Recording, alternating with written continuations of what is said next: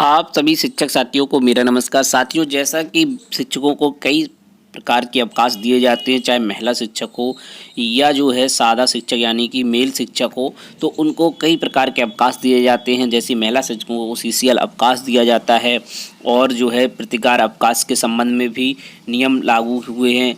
तो अब इन अवकाशों से संबंधित एक नया आदेश आया है, जो कि इन अवकाशों में थोड़ा सा सरलीकरण किया गया है, यानी इन अवकाशों में थोड़ा सा बदलाव किया गया है, जो कि काफ़ी अच्छा बदलाव है। कुछ अवकाश ऐसे हैं जिनमें जो है नियमों की वजह से काफ़ी परेशानी होनी पड़ती थी शिक्षकों को, और उनको लेते समय कई सारी फॉर्मेलिटीज़ करनी होती थी। तो नए अवकाश संबंधी नियम अब लागू हो चुके हैं और उसका अनुमोदन किया गया था, अब उस पर मोहर लग चुकी है। तो क्या नया नियम बन चुके हैं, उनको यहाँ पर देखते हैं। तो जो आदेश जारी हुआ है प्रेषक में श्री ऋषिकेश दुबे जी के द्वारा विशेष सचिव उत्तर प्रदेश शासन की ओर से, सेवा में महाशय स्कूल शिक्षा उत्तर प्रदेश लखनऊ, बेसिक शिक्षा अनुभाग 5, दिनांक 2 मई 2023। विषय बेसिक शिक्षा परिषद के अंतर्गत कार्य शिक्षकों एवं शिक्षणेतर कर्मियों को दे विभिन्न अवकाशों की प्रक्रिया के सरलीकरण के संबंध में। तो महोदय, कृपया उपर्युक्त विषय अपने पत्रांक दिनांक 1/3/2023 का संदर्भ ग्रहण करने का कष्ट करें, जिसके माध्यम से बेसिक शिक्षा परिषद के अंतर्गत कार्य शिक्षकों एवं शिक्षणेतर कर्मियों को दे विभिन्न अवकाशों की प्रक्रिया के सरलीकरण के संबंध में उपलब्ध कराए गए प्रस्ताव पर शासन से अनुमोदन प्रदान किए जाने का अनुरोध किया गया था।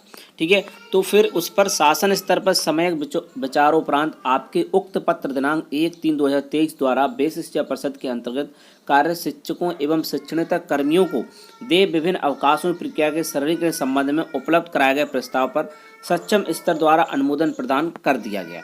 अतः इस संबंध में मुझे कहने का निर्देश हुआ है, कृपया उक्त अनुमोदन के अनुपालन में अग्रतर आवश्यक कार्रवाई कराने का कष्ट करें। तो ये इनके द्वारा आदेश जारी हुआ था। तो अब इसी संबंध में जो है स्कूल शिक्षा महासंघ की ओर से भी आदेश जारी हो चुका है, और क्या नए बदलाव किए गए उनको आप यहाँ पर देखेंगे। तो स्कूल शिक्षा महासंघ की ओर से जो आदेश जारी हुआ है वो इस प्रकार से है कि प्रेषक महाशय स्कूल शिक्षा उत्तर प्रदेश, सेवा में प्रमुख सचिव बेसिक शिक्षा विभाग उत्तर प्रदेश शासन, विषय बेसिक शिक्षा परिषद के अंतर्गत कार्य शिक्षकों एवं शिक्षणेतर कर्मियों को दे विभिन्न अवकाशों की प्रक्रिया के सरलीकरण के संबंध में। तो अब इसमें कौन कौन से सरलीकरण किए गए वो यहाँ पर आप देखें। महोदय, अवगत कराना है कि बेसिक शिक्षा अनुभाग 5 की सादृश संख्या दिनांक 2 सितंबर 2019 के द्वारा बेसिक शिक्षा परिषद के अंतर्गत कार्य शिक्षकों, शिक्षा मित्रों, अनुदेशकों, अनुचरों के अवकाश प्रक्रिया तथा सेवा पुस्तक का ऑनलाइन रखरखाव किए जाने के निर्देश प्रदान किए गए। तो बेसिक शिक्षा परिषद के अंतर्गत कार्य शिक्षकों एवं शिक्षणेतर कर्मियों को दे विभिन्न अवकाशों और उनकी प्रक्रिया में एक रूपता, पारदर्शिता और सरलीकरण हेतु कार्यालय के पत्रांक दिनांक 26 जुलाई 2022 द्वारा समिति गठित की गई। समिति द्वारा विभिन्न हितधारकों से विचार विमर्श उपरांत संस्तुतियां प्रस्तुत की गई। प्रति संलग्न समिति द्वारा प्रस्तुत संस्तुतियों के क्रम में प्रमुख संशोधन निम्नवत प्रस्तावित थे। तो जो है वर्तमान प्रावधान और प्रस्तावित प्रावधान क्या है। पहला है कि समस्त प्रकार के अवकाश प्रकरणों में स्टाम्प पेपर पर शपथ पत्र लिया जाता है। तो जो शपथ पत्र की प्रोसेस थी उसको शपथ पत्र तहसील से बनवाना होता था। तो अब जो प्रस्तावित प्रावधान है कि समस्त प्रकार के अवकाश प्रकरणों में स्टाम्प पेपर पर शपथ संबंधी व्यवस्था समाप्त किया जाना। दूसरा, चिकित्सीय प्रमाण पत्र प्रदान करने हेतु अधिकृत चिकित्सकों का निर्धारण में समस्त रजिस्टर्ड मेडिकल प्रैक्टिशनर शामिल नहीं थे। तो अब प्रस्तावित प्रावधान है कि चिकित्सा प्रमाण पत्र प्रदान करने हेतु अधिकृत चिकित्सकों का निर्धारण में समस्त रजिस्टर्ड मेडिकल प्रैक्टिशनर को शामिल किया जाए, यानी कि जो भी रजिस्टर्ड मेडिकल प्रैक्टिशनर हैं उनको भी यहाँ पर शामिल किया जाएगा। तीसरा है कि बाल देखभाल अवकाश एक बार में स्वीकृत हेतु अधिकतम दिनों की संख्या निर्धारित नहीं है। तो बाल देखभाल अवकाश एक बार में सामान्यतः अधिकतम 30 दिनों के लिए दिया जाना है।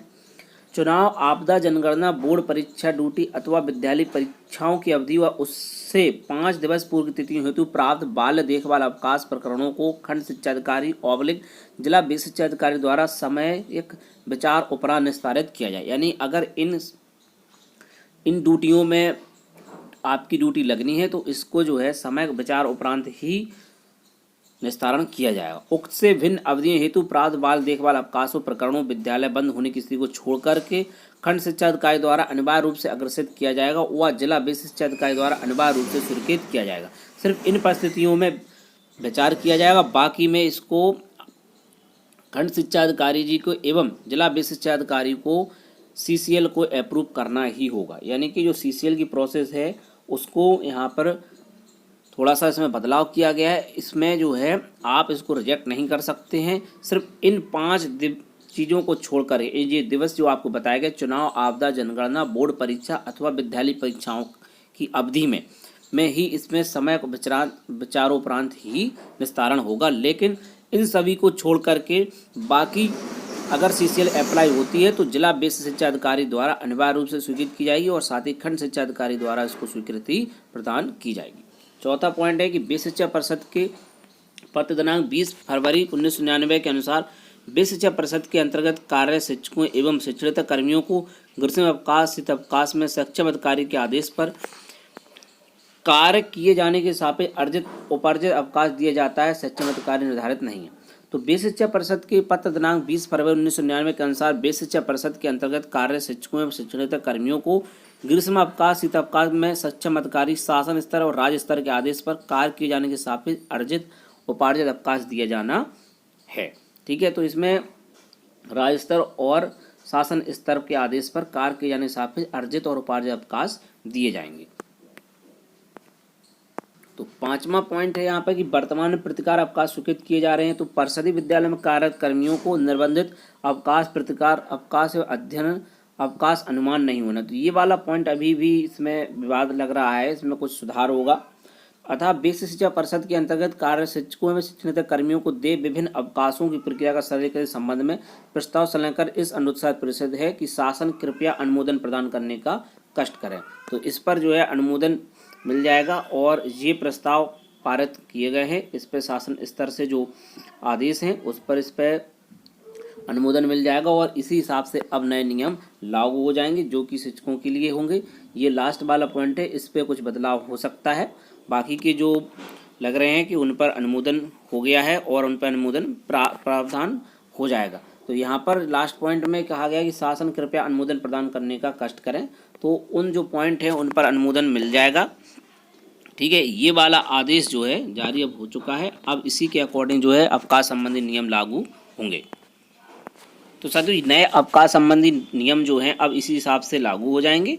तो फिर और इन्हीं के अकॉर्डिंग आपको अब शपथ पत्र वगैरह और सीसीएल जो है 30 दिन की मिल पाएगी। जो भी शिक्षिकाएँ हैं उन्हें अब 30 दिन की अधिकतम सीसीएल मिल जाएगी और जो है आसानी से जो है अग्रसित भी हो जाएगी और आपको जो है सीसीएल के लिए परेशान होना नहीं पड़ेगा। तो साथियों मिलते हैं किसी नेक्स्ट वीडियो में और नई अपडेट के साथ, नई जानकारियों के साथ। जय हिंद।